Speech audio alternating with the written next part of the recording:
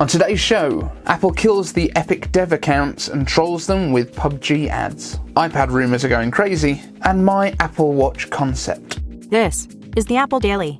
I'm David from Living on iPad, and I simplify Apple so that everything just works for you. And if you want the latest Apple news, rumours and leaks at 12 UTC weekdays, like the video, subscribe and hit the bell so that you don't miss a thing. And if you want to join my notification squad and you've hit that bell and subscribed, let me know down in the comments so that I can shout you out in the next video. Apple kills Epic dev accounts and trolls them with PubG ads. So, as it says in the title, Apple has killed the Epic Games developer account, which means that all of their games are now taken out of the App Store and you can't even re-download them if you've had them in the past. So me, for example, I've had Fortnite on my iPad and on my phone in the past. I can't now re-download that. Now it seems like Apple is really trying to kind of poke at Epic a little bit as well, because they have been promoting PubG in the App Store. It's one of their kind of featured games at the moment. Epic at the same time is, it seems to me, they seem to be focusing ads on YouTube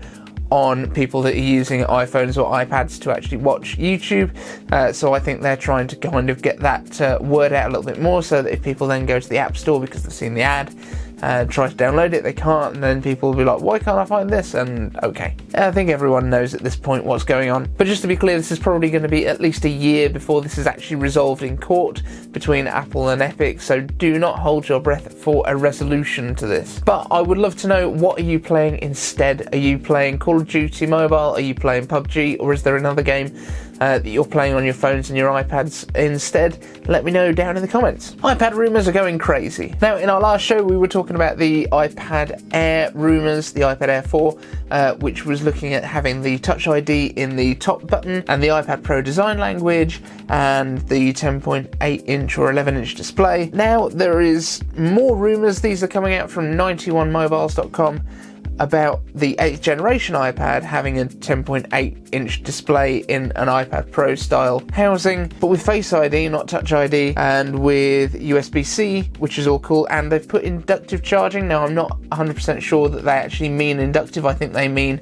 that smart connector being a charger, because otherwise you'd have to have the whole of this back plate, or at least a good chunk of it, being made of something other than aluminium or a metallic housing, essentially, because you can't inductively charge through this. You'd have to have either a glass back or something like that. That would be a very new feature to an iPad, and it seems unlikely they would put that in the base model. So what I think is going on here is they've got the iPad Air and the iPad 8th gen confused.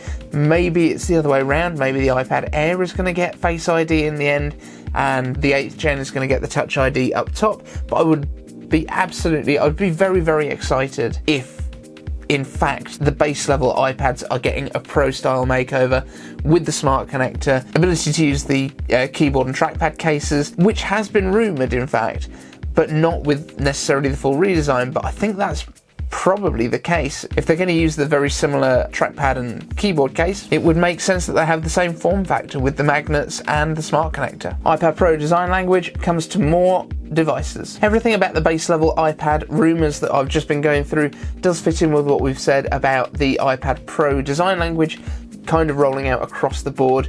It's going into the iPhone 12s that are coming out later this year and the iPhone 12 Pros. If it comes to the iPad Air and the classic iPad, that would make a lot of sense too, and then the iPad mini maybe down the line as well. But also I would love to see that design language come to the Apple Watch, so I've come up with this kind of concept, which is based as well around that kind of iPhone 4 style with the glass sandwich around the stainless steel band. I think it looks really cool, actually.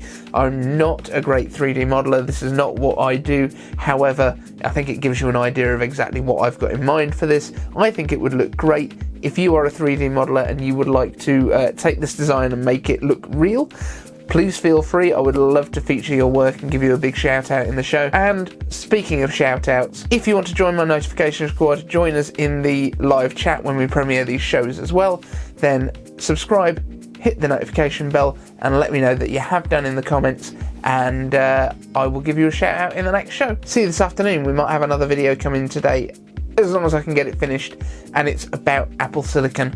Do not miss it.